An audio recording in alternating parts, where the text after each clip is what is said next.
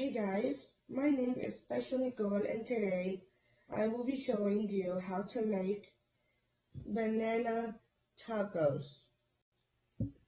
So the first step, you need to cut a circle in the middle of your toast.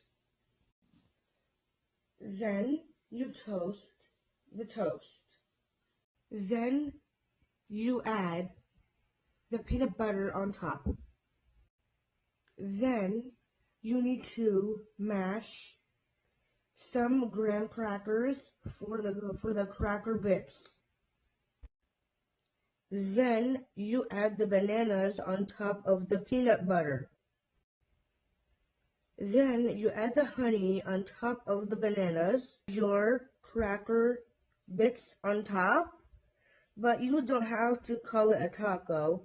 All you have to call it is a toast with banana, honey, and cracker bits on top. Thank you so much for watching my first time making my first ever banana tacos at home. I hope to make more recipes for you soon.